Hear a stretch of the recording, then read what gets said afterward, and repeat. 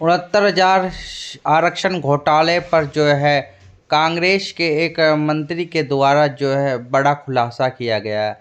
साथ ही साथ 2018 से जो है आरक्षण पीड़ित अभ्यर्थी जो है न्याय के लिए भटक रहे हैं, परंतु इन्हें जो है न्याय नहीं मिल रहा है। इसलिए जो है इनकी आवाज़ों को जो है अब जन जन और गांव-गांव और पूरे देश भर में जो है उठाई जाएगी। इसके लिए जो है कांग्रेस जो है अब आगे आ रही है और इन अभ्यर्थियों को यानी कि दलित पिछड़ों को न्याय दिलाएगी। इसको लेकर जो है इसकी पहल शुरू हो गई है, जिसको लेकर जो है कांग्रेस के एक अधिवक्ता ने जो है इस पर अपनी आवाज़ उठाई है और इन अभ्यर्थियों को न्याय दिलाने के लिए कसम खाई है।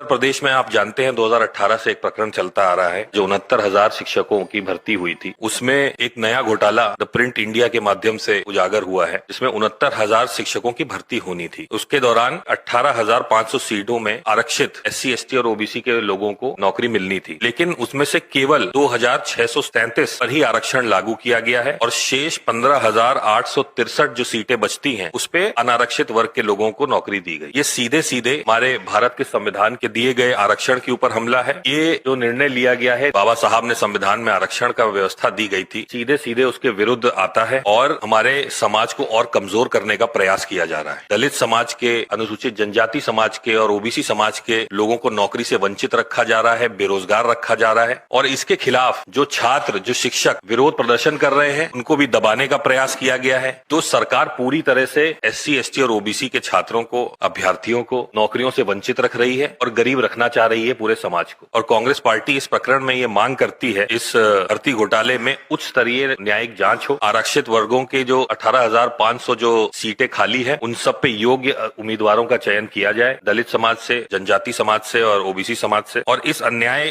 के खिलाफ जो आवाज उठा रहे अभ्यर्थी है उनको भी न्याय मिले, अत्याचार और दमन जो उनके ऊपर हो रहा है उस पर रोक लगे।